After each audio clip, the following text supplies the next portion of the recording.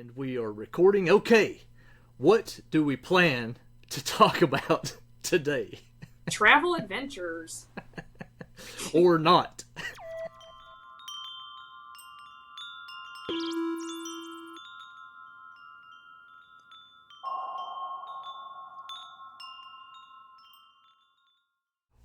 Welcome to the Best Good Friends podcast, a show about nothing that's hosted by a couple of unimportant people, but we care about each other, and if you're listening, we care about you too. My name is Bobby, owner of Inherent Records and host of the Monuments and Ruin podcast. Joining me is our lovely registered behavior technician by day, hobbyist by night, Rachel Ann. In this episode, we're going to be talking about traveling adventures. That's right, traveling across the wherevers that we decide to talk about.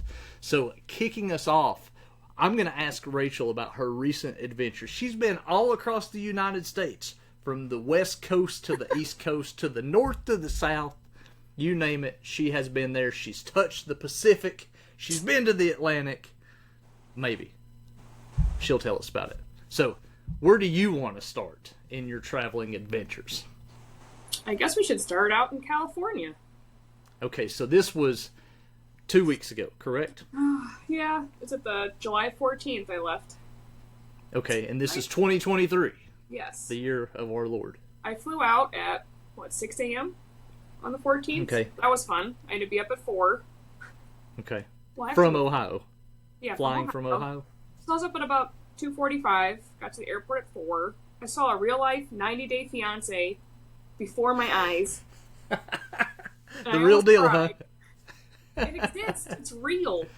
I didn't know. I thought it was all made up. Have you watched that show before? I've seen it before, or I know about it, I should say. Side note, that's like my, what do you call it, guilty pleasure show that I watch. Gotcha. But I thought this couple was traveling together, to wherever, and we got up to security, and he actually peeled out of line, and I was like... And I realized that she was going back home. I was like, oh my god. It was gotcha. sad, though. Yeah. But she was from another country, so I was like, oh man, it does exist.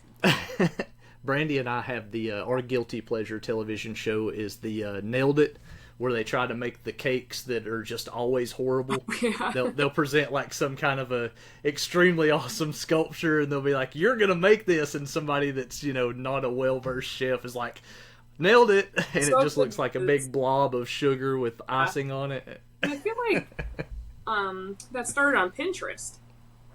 Okay. The Nailed It did? Yeah, and they have like a bunch of different, it's just like, it's foods and crafts and stuff, but it's like moms trying to make stuff. And they show like, the one picture, and then they show their picture, and it's like awful, but it's hilarious. Yeah, exactly. Yeah, I talked about it. I was like, I would not be able to be a taste tester on that show because I'd be so scared. Because it's not that anybody is for certain good or bad. It's obviously about the sculpting, but you do have to taste the food as well. And the sculpting's already horrible, which I can get past that, but you never know if they're a good chef or not. And that guy, I can't remember the guy's name. I think it might be Jacques or something like that. Super nice guy, and I even mentioned that to Brandy. He's like, this guy's such a nice, encouraging guy, because for us, we're laughing about how horrible it is, and they're laughing about how horrible it is, but he's always got some kind of words of encouragement, like, well, the buttercream is very nice, or something. That on one of your streaming channels, Tubi? Yeah, I can't remember. It might be a Netflix possibly or something. But yeah, it could be Hulu as well. But yeah, it's a streaming thing. I started out early. I think every airport is different, because when I flew out of Cleveland, we actually had to walk like side by side with somebody. Yeah. Like at the same pace. And then they had a dog coming up to the side of you. Really? Yeah. So the last time I flew, it wasn't like having to walk side by side with anybody, but I do remember there being a lot of like going in and out of the checking people. They actually pulled me aside when I was leaving California coming back. They pulled me aside and they done the whole people yelling bag check, and they're like tossing stuff around. Pre 9/11? Correct. It was actually the August before. It was like the last week of August 2001. So I haven't been on a plane since then. For no other random reason. I just don't fly a lot. That was me as well. Yeah, and they were just, yelling bag check and doing all this stuff, and they happened to grab my bag and threw it over to the side, and they're rubbing some kind of it's like a little white cloth or something they put around the zipper. I guess they were just looking for residue of something, and then called me over there and then sent me on my way, and I was back on the plane. I don't think I saw anything like that. I know if somebody's bag got checked, I feel like I would be embarrassed to have my bag checked, even though there's nothing in it but my stuff. But I'm like, don't show that to everybody. Yeah. I actually was thinking... I had everything stuffed in a backpack, and I was thinking, if he opens this backpack, because it was on the return trip, all he's going to get is like a sweatshirt that I bought at the concert and dirty clothes. So please don't open that bag. Like one of those snakes in a can. Yeah. Could you imagine? It's like, bag check, open it up, and it's just some dude's like weekly clothes. A hoodie. That's probably why they flagged it. It's like, something's wrong with this bag. But it's interesting because I thought like every airport would be the same or similar, but they're not. Yeah. So when I flew back home from like out of Sacramento, we had to take our shoes off. We had to go through that 3D scanner where you could put your arms up and like turn. Yeah. We didn't have to do any of that in Cleveland, so I don't know, why are they all different? That's just weird to me. I don't know. It's weird to think back before 9/11. I haven't been on a plane since, as I mentioned, but pre that, I had my pocket knife. I mean, I'm from Tennessee. I carry a pocket knife everywhere I go. Didn't even think anything about it and had it in my pocket the whole trip. I flew from Knoxville, Tennessee to Dallas, Texas. And from Dallas, we flew to San Francisco. And then the return trip was the same path. And I had my pocket knife in my pocket the whole time. It was just a thing, I'm trying to think. So they didn't check any of that stuff Thank goodness. No, because, I mean, you had to pull everything out of your pockets and throw it in the little thing when you go through the metal detector. So they looked at it all and handed it all back to me just like it was, So I'm kind of strange. But, yeah. Now, as you said, you got to take your shoes off and go through the whole deal. But, yeah, then it wasn't even a second glance. So you flew from Cleveland to where? I went from Cleveland to Chicago, where I had a layover. Okay. So what this is also weird to me is that we flew Cleveland to Chicago, but then some people stayed on the plane and then went to Orlando. Wow. Okay. Yeah, I would not want that trip. So like half of us got off wherever, at Chicago, and then they stayed on to go to Orlando, and I'm like, what? So it must just be like a hub, I guess. I don't know how that works out, but I still thought it was odd. Yeah. Yeah. Very like, how wild. do they have to sit on the airplane? Like, that would just be awkward. Yeah. I think about all these things. Like, I didn't even want to drink a lot of water because I didn't want to go to the bathroom. Right. So how did you kill time? On our flight there, I remember, I feel like I was snoozing, but I was uncomfortable. It's like one of those weird... I flew Southwest, so on Southwest you get free Wi-Fi, so they give you movies, TV shows, etc. But on the way there, I just listened to my own music. Gotcha. On the way I had back, an iPod at the time, and that's what I filled my time with. And on the way back, I watched, we talked about that before, the Tom Hanks movie. What's it called? Which one? Is it A Guy Named Otto? Oh, yeah, A Man Named Otto. That's a really great movie. Yeah. I watched that, and I watched Dear God, It's Me, Margaret. So I watched two movies on my way back, and they were both very good. So the Man Named Otto, as we had previously talked about it reminds me of the, goodness gracious, now I can't remember the name of it. The one with Clint Eastwood. Gran Torino. Yes, it seems just like an alternate version of Gran Torino, which both great movies in my opinion, and I don't think that they steal from each other in a bad way. No. Like, I think A Man Named Otto is a great movie on its own, but it's the total same concept. Old man trying to make his way through his elderly years, something bad happening, and he's going to take care of his neighbors. But anyway, okay, so you watched two movies. Both of those on the way there? That was on the way back. On the way there, I listened to my own music, and then I actually listened to some audiobooks, which I do enjoy.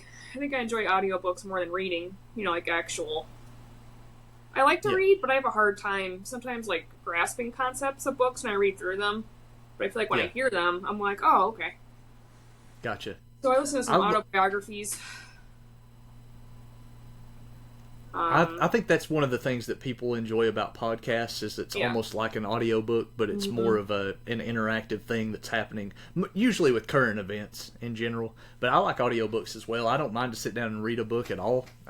At first I didn't think I would like them, but they're not bad at all. Yeah. I mean, I know I think it depends on who's reading them. That's what gets me about an audiobook, because I've read that, so I don't know if it's a publisher, but I know for like autobiographies, the person themselves actually read the book. So like I read about Sally Field, she read it. Matthew McConaughey, he read his own book. Yeah. So I don't know if how does it work for fiction books? I don't know if it's the author or I'm not sure, but. I went on a Tubi rabbit hole the other day. I started with Blow about the drug smuggling. Yeah. And then it went to a movie called Gold. Have you ever seen that? No, I haven't seen that one. It's supposed to be based on some type of a true story where these guys go to the Amazon to dig for a gold mine. Okay. And then it's I don't want to give the plot of it away. I was about to give the plot all away. But it's got Matthew McConaughey in it. And it was really good. And I really like him as an actor. And I like the way he goes down these different rabbit holes. And also, he's in Dallas Buyers Club. Have you ever seen that? Yeah.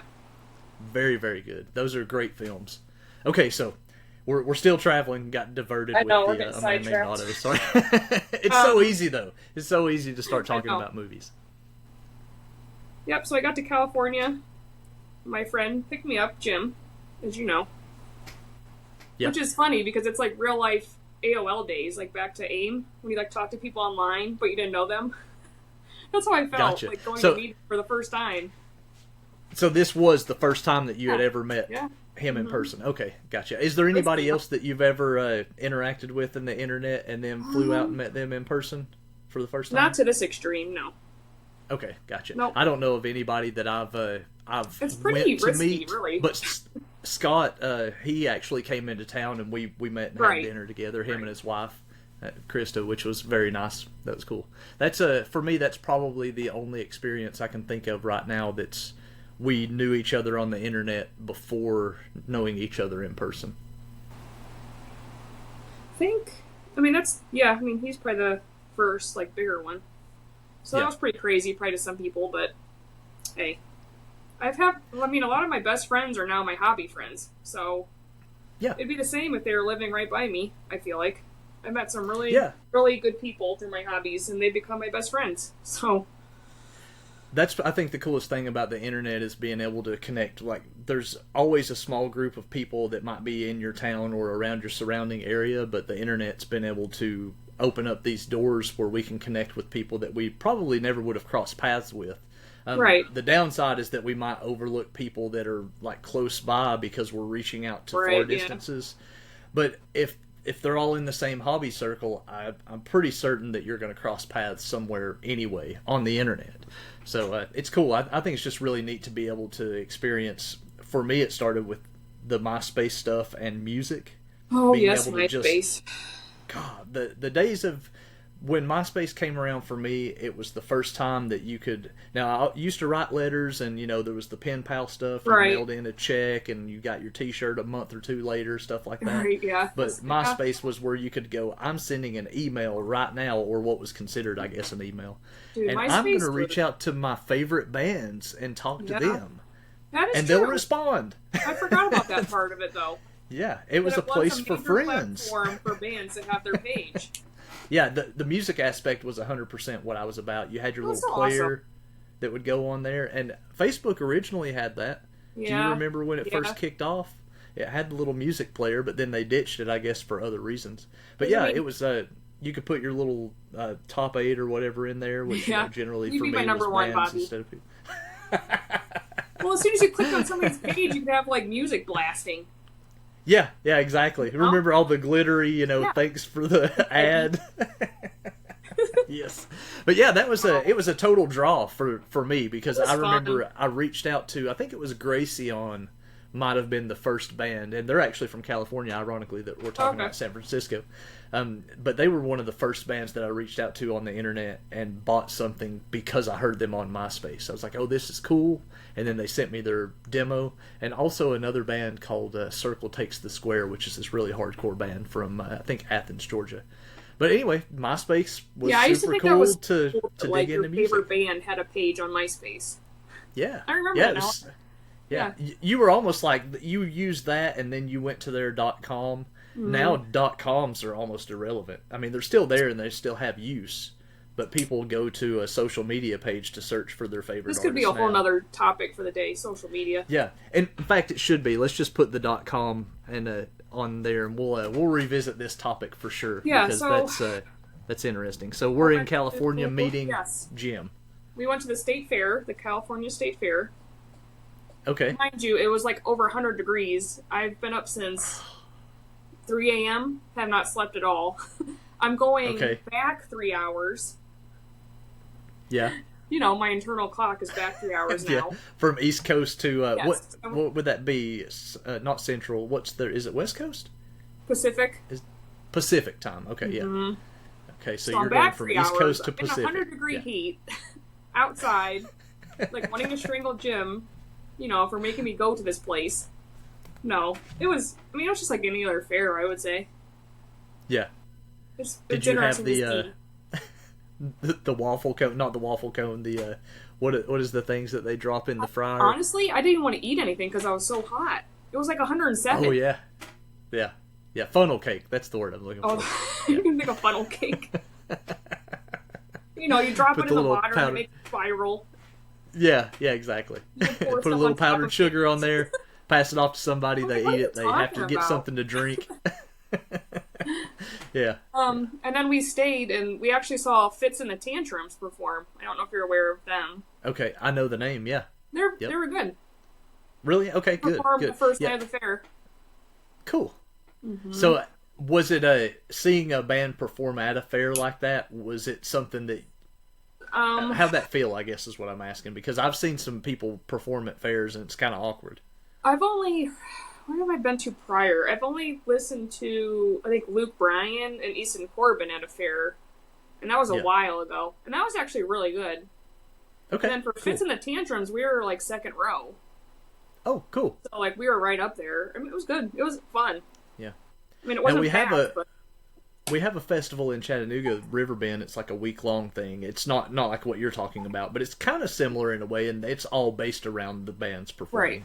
So, was that kind of the same thing? Was the band just a side act, or was it based around... See, they were performing... I think they had bands every night, so... Okay, something similar. It was just them that night. Gotcha. I mean, I think it was about an hour and a half they performed for, but it was... I mean, again, it was like 100 degrees at that point still, at 8 o'clock. Yeah. They were like sweating. Yeah. But I mean, they were good. They're kind of more, I mean, they're an entertaining band. Yeah. You know, they're all over the place, nonstop going. In 100-degree heat and still have that much energy. It's so hot there. And of course, the one time they go, it's hot. They're like, it's never this hot. We go to Lake Tahoe. It's never this hot. Yeah. I played 2 shows outdoors that were like that, and it's just... That heat is so absolutely miserable. You just... Oh, yeah. You could tell. You want to give the best, because what you're thinking is, why should I be worried about the heat when there's somebody standing in front of me prepared to watch? Because I'm doing this because I enjoy it. And they're doing it because they're enjoying listening to it. Mm-hmm. So you have to just bite the bullet and be like, you know what? I don't care if I'm about to have a heat stroke, which is exactly how it feels. You still got to keep playing, and it's just so distracting as a musician. It is so distracting to be that hot. Yeah, hopefully, with something like that, they had enough fans and everything to keep everybody going. And I feel like prior to this, I only knew of like 2 of their songs, I believe, Hand Clap and one other one. Okay. But now, like since I've returned, I actually am listening to most of all their music. So cool. So they made you a fan. Yeah, nice. I enjoy them. You know, in the days of yore, that would have been the whole thing. The album was a showcase for the live thing, or sorry, I'm saying that backwards. The live thing was a showcase for the album. Yeah. So in this case, it served its purpose. You go in, you perform, and then in the background, it's you need to sell the album as the artist. So yeah, that's interesting. It's cool that you got to see a band and became a fan. That's always again, enjoyable. I only knew of like Hand Clap because they play that at every single sporting event possible, probably. You know that song? No, I do not. Now, I know the name that we're talking about, and I think I know the band. Check them out later. But I don't want to really say that it's who I'm thinking, because there's 2 bands that have a similar name. I mean, I know our music tastes are not the same, except for like a little bit of a category. You might enjoy them, though. Fun. But they are like a rock band, right? Mm-hmm. It's not punk rock, but they're kind of... No. Yeah. Yeah, exactly. Okay. I think I know who we're talking about. I'm pretty sure.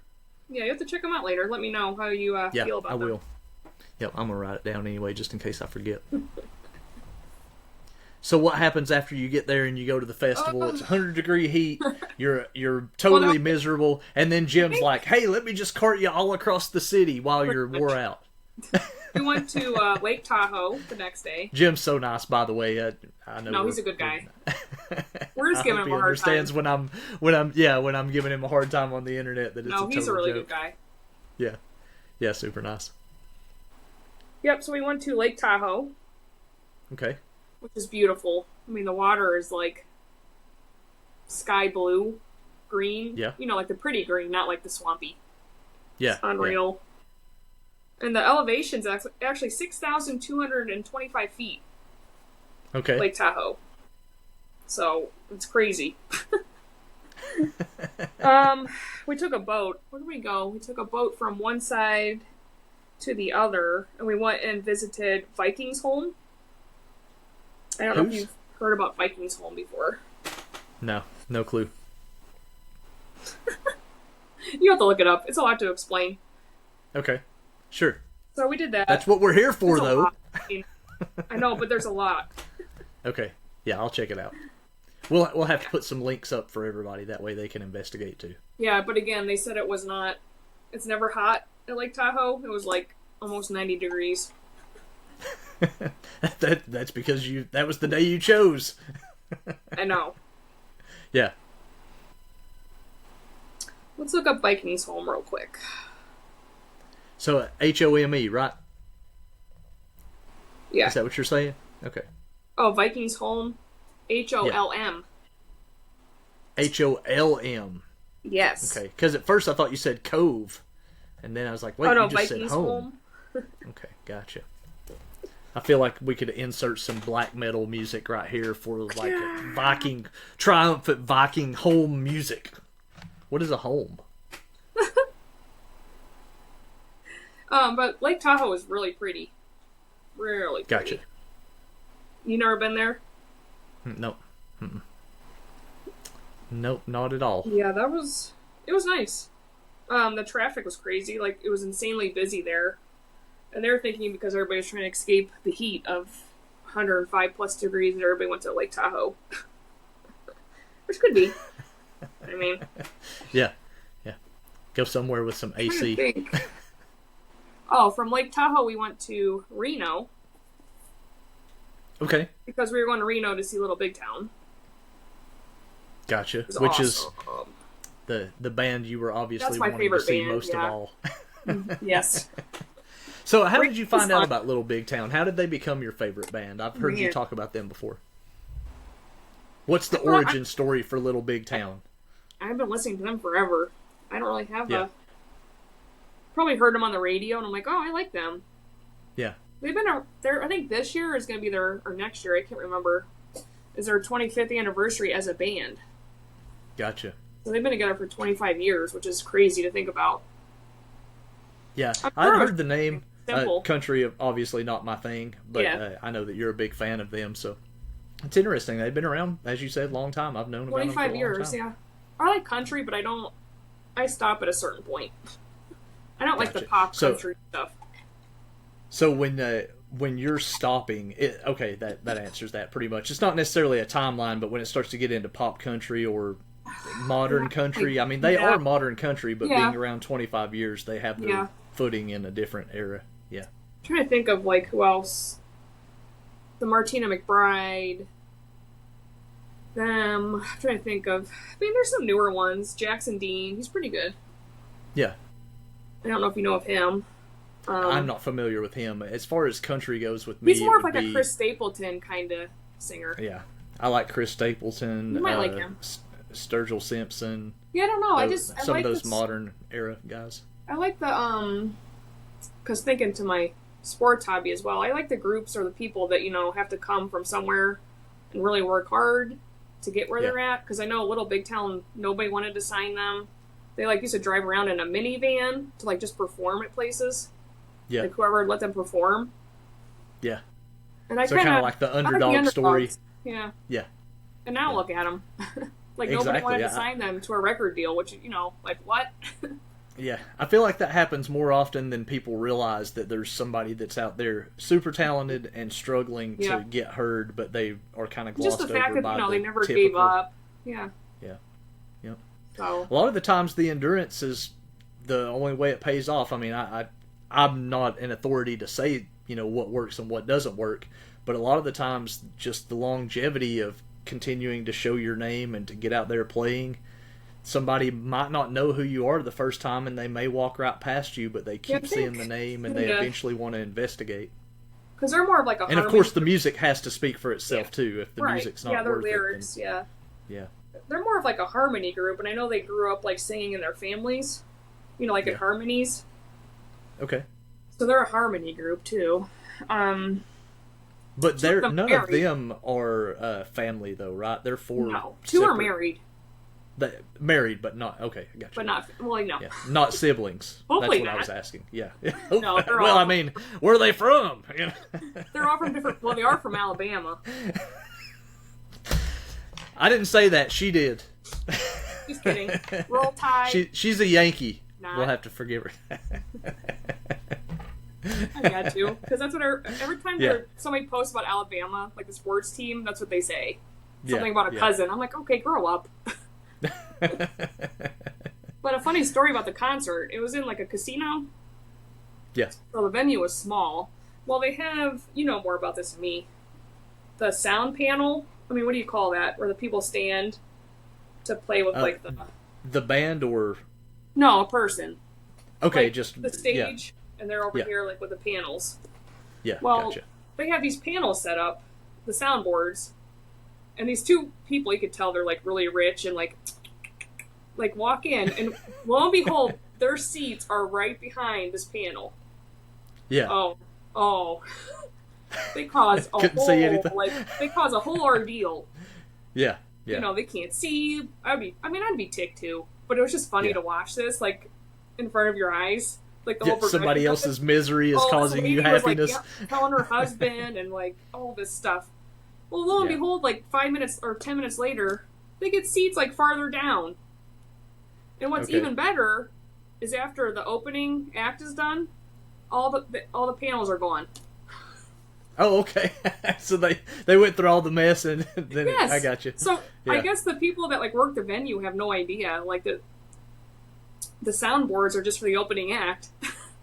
Yeah. So like they were causing a whole stink, like because they could not see, blah blah blah, and then the panels were all gone by the time Little Big Town came on.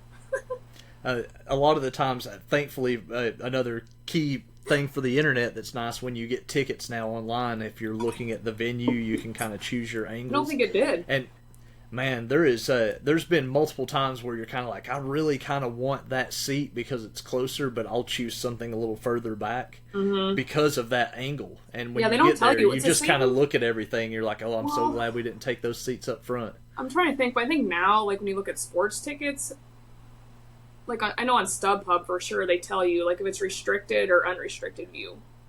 Okay, gotcha. But I don't think like concert venues like that do. Yeah. Yeah, I don't remember anything about it saying restricted the last time I bought the tickets, but I do remember thinking, there's a possibility that if you're at that angle, it wouldn't. It was just hilarious watching the whole thing unfold. And also, nobody wants to watch a show like this. Oh no, I would have. If I was those people, I would be causing crap too because those tickets are expensive. Yeah, for sure. But it was just hilarious, like watching it all go down. Yeah.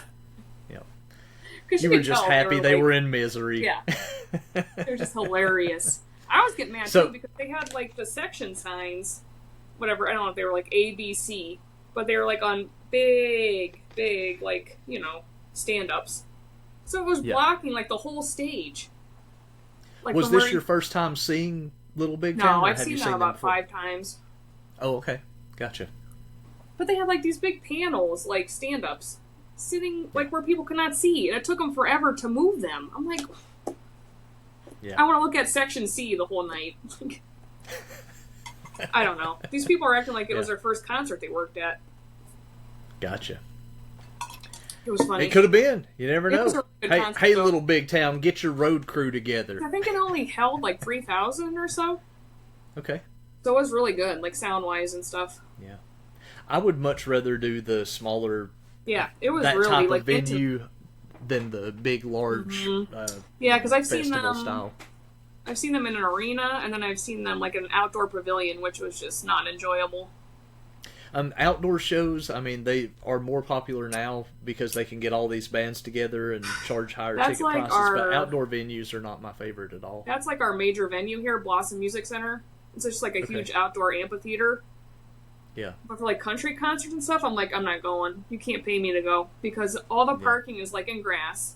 You have to walk like 5 miles to the venue, and then people are just drunk. Oh yeah, you're not getting away from that. Did I tell you about the Toby Keith story? Side note. Nope. Tell me the Toby Keith story. Dun dun dun. At Blossom. And I was just like sitting in my lawn chair because you can sit in the lawn and like take your lawn chairs and sit. And I was just sitting there minding my business, and this drunk dude comes. And he's like, all wobbly. He's like, I'm coming down. I'm like, no, you're not. This is what happens at outdoor amphitheaters. Yeah. I'm not a fan of them either, though. But they can shove people in there. Yeah. Well, it's on paper, it's nice. You have the big, large flyer with all the bands listed. The only time I'll go there room. Is when the Cleveland Orchestra will perform there. That's it. Okay. Yeah. Because that's like more intimate. You can take in like picnic baskets and it's chill. Like, I'm 34 now, and I'm like, no more country concerts. Well, I said no more country concerts a long time ago. People go nuts, though. I don't know if it's just like the outdoor venue. Yeah.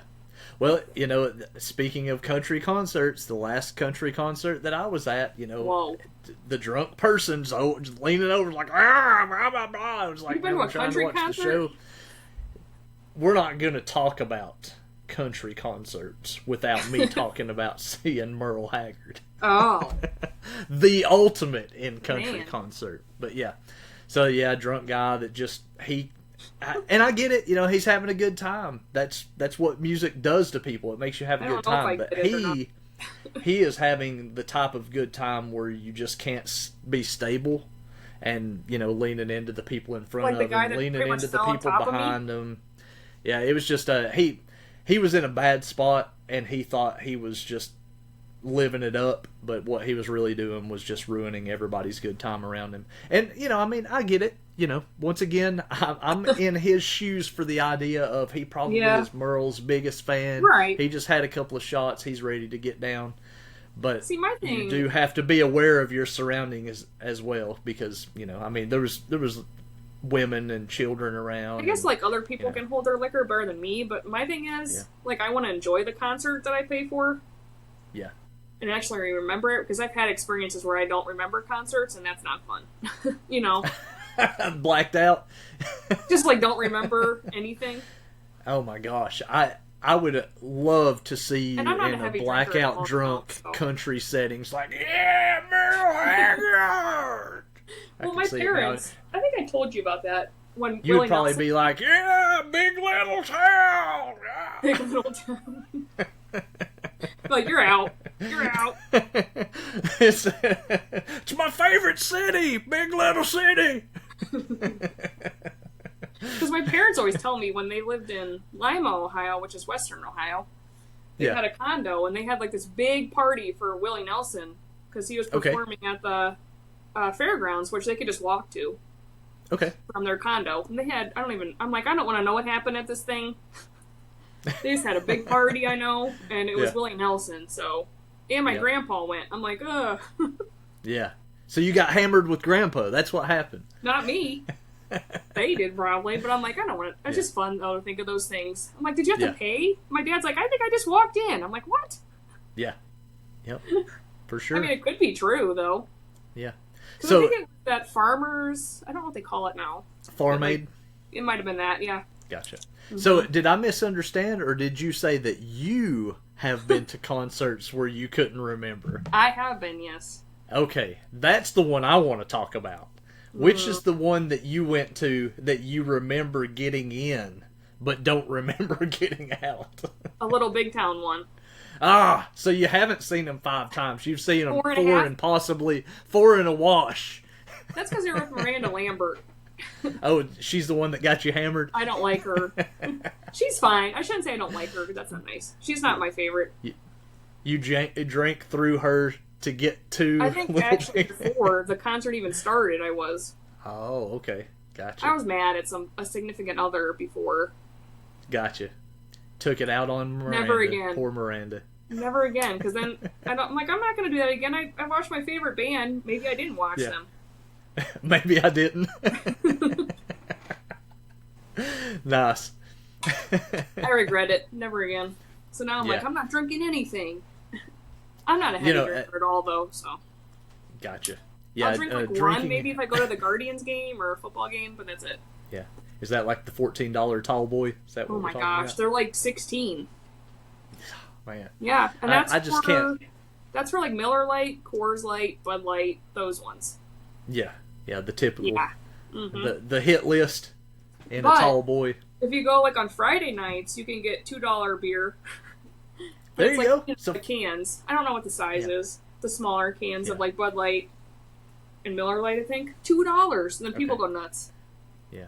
I'm usually the designated driver when it comes to the road trips with friends. So, I mean, I just don't drink anyway, so I might as well be driving, and then everybody just piles in the car. You give me gas money, I'm good to drive. Yeah. Not your taste. Yeah. Yeah, it's I don't mind being around people drinking. I've done that my whole life, but just as far as personally drinking, it's never been something that resonated with me. I don't know why. Nothing wrong with that at all.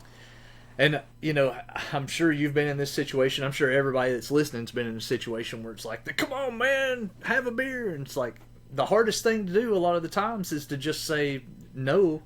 And I know that peer pressure, I mean, everybody then they look at you like... Well, yeah, it is kind of weird. I've had people, it's like, man, you look like you're not having fun. It's like, I'm not having fun because you won't stop asking me if I want beer. Yeah. You know, I'm having fun. I'm with my friends. I'm with you. Yeah. I'm with all the people around. We're listening to music, and all you are concerned with is the fact that I'm not drinking. So that's like a little negative rant, which I don't mean to go off on, but most of the time that's what happens, and it's hard for somebody to say no under those circumstances. But thank goodness I just never acquired the taste for it for me to be able to just stand that ground. It's a common thing that happens to everybody. So everybody's faced with it. I just hope that people eventually, maybe now more than ever, are just aware that, you know, some people just don't. It doesn't affect the good time or the bad time. You know, if you're into it, great, and if you're not into it, that's great too. Because after all, we're in the same room. It too. Yeah, we're in the same room doing the same thing already. So you know, I don't have to, or you don't have to. I mean, I want to remember Little Big Town when I go see them for the 5th time. Don't be dissing Unlike my friend Rachel. I don't want to black out watching my favorite band like Rachel. We went to. I'm going to hold that over your head forever. Every episode I'm going to reference blacking out to Little Big Town now. Whatever. We went to Recycled Records, which was in Reno. That was pretty cool. Okay. Was that the first, on the trip, was that the first record store, Recycled? Yes. That you guys, okay. Mm-hmm. And did you buy it? Out of town. I like to go to different record stores and try to support, you know, local businesses and just see what they're offering and what they're about. So that was cool. Yeah. Did you pick up anything from them? See, I had to walk around the store like 5 times before I realized the soundtrack section was like squished in the corner. Yeah. And for anybody who's unaware, Rachel is the soundtrack aficionado. Yes. That's her jam. Movies, soundtracks, etc. down the line. And I'm not talking about those fancy, like, this is the ultimate soundtrack. She likes those weird, super, like, this is the soundtrack from The Sound of Music. Man of 10,000 Faces. Yeah, exactly. Which I think is totally cool, by the way. I think it's very interesting. Because I know a lot of people that, like, I don't know if I've ever asked you this. Do you prefer a score or a soundtrack? A score. See, I'm all about a score when it comes to that type of stuff. When it comes to a soundtrack that's kind of like just a compilation of songs, I feel like it never really does it for me. Mm-hmm. Because like Stranger Things soundtrack is just amazing. Yeah. Well, see, but they also have the score also. Yes. Mm-hmm. So, and I have the Stranger Things scores, but I never bought the sound. I did buy one by accident, and I had ordered it, and I actually just sold it because I didn't want the compilation of songs. That's But I not true. do want the Kyle Dixon and oh my gosh, why can't I remember his name? Kyle Dixon and anyway, I apologize that I can't remember his name, but the score to Stranger Things. I've tried to buy all of those as I've found them. Michael Stein. There you go. Or is it Thank Steve? you. Sorry, Michael. I think it's Stein. Stein. Is that right? Yeah. Okay. Stein. Yeah. So Dixon, Stein, great combo. I prefer scores. Yes, I would say. I mean, there's some exceptions, like National Lampoon's Vacation. That's a really good soundtrack. Yeah. Like I said, Stranger Things. But like, the scores just blow soundtracks out of the water. I think Edward Scissorhands. Yeah. I mean, Halloween. Well, I think it's interesting. What is the Beetlejuice. one that got real popular recently? The Marvel stuff that has the great soundtrack. A ton of them. Guardians of the Galaxy. Yeah. So that is Guardians of the Galaxy, yeah, that every song that's on there is kind of like, I'm not going to say that those songs have been forgotten about, but that introduced a whole new wave of a generation to these great songs. So they have a purpose for sure.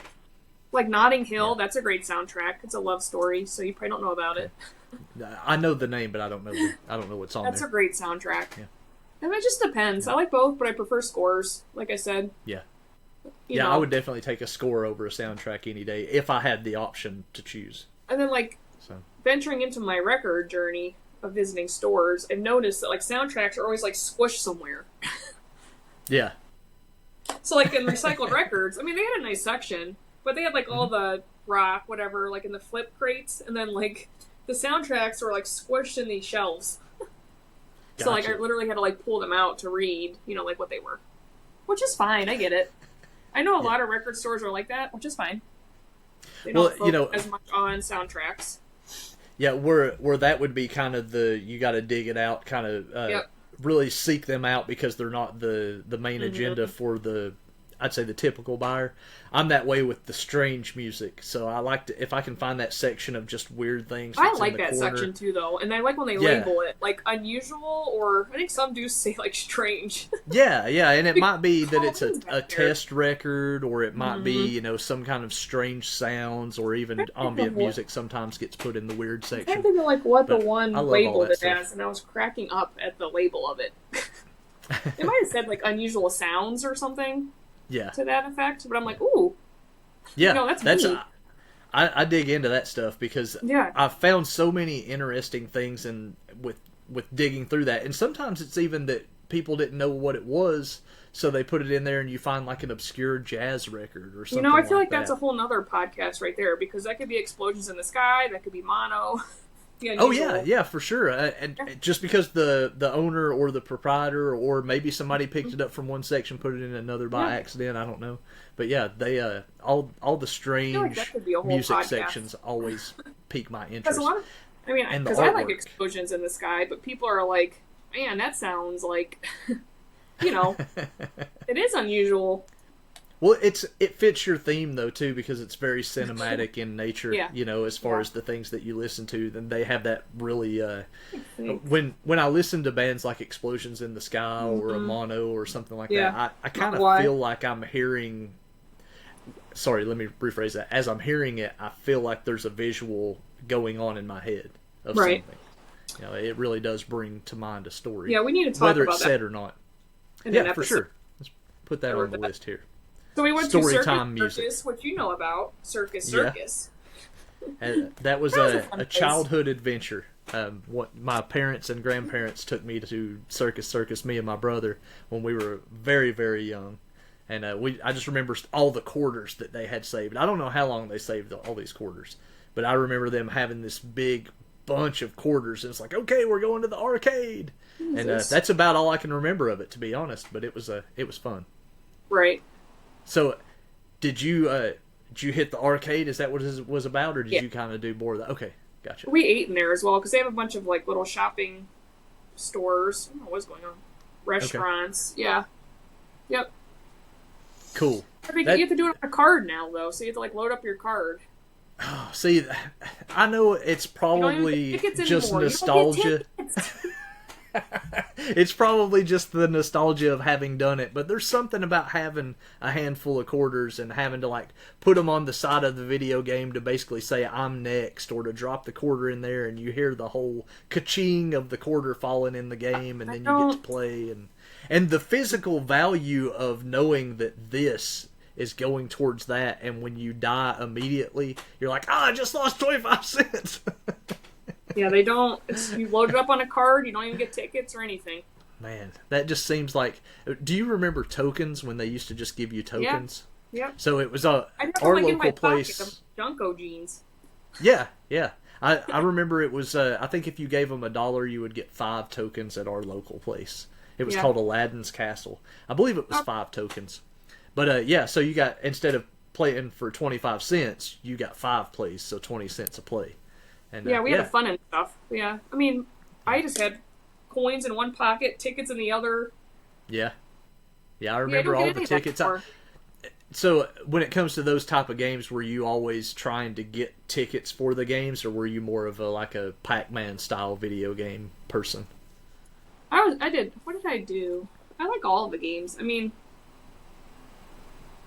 like skee ball and stuff like that. Was that like skee ball and what's the one where you throw the ball at the furry animals? Oh yeah. Just where you try to knock the glass cups over or something like that. But they're like furry things. Yeah. See, for me, I did play those occasionally. Like if I would go to one of those traveling circuses or something and try to win like the mirror that says Metallica on it or something. Yeah. But if it was in the arcade, I was going straight to like Pac-Man, Galaga. Yeah, see, I didn't do that stuff. Dragon's Lair. Those would have been the games that I would. I did more of like arcadey games. Yeah. Okay. Yeah, I was for sure into T-ball, basketball, whack-a-mole. Gotcha. Yeah. That was fun. I mean, it's something different, but I don't. It's just it takes away so much nostalgia. Sliding your card in like a debit card, like that's how you play the game. You slide it in. Yeah. So at least we experienced the year of the token or the year of the quarter. Awesome. Yeah, yes. That's part of it, in my opinion. You had to carry them around in your pocket, and they jingled, and they made they were kind of make sure you don't lose them. For sure. I think I played. That's so wild. I haven't been in an arcade in so long. The idea of not using a you should coin. go back just to go see how they are now. It's unreal because we went to one on my recent trip too, and it's the same thing. Yeah, they recently opened a new one in our local mall, which our local mall is not doing very well. Cool, it's man. like a ghost town. Yeah. So I don't know if it's trying to revive it, but you're kind of like, hey man, we just I'll go and check it out for sure, but now that I'm thinking about the coin idea, it's like, I don't know. Maybe not. Maybe they won't get my business.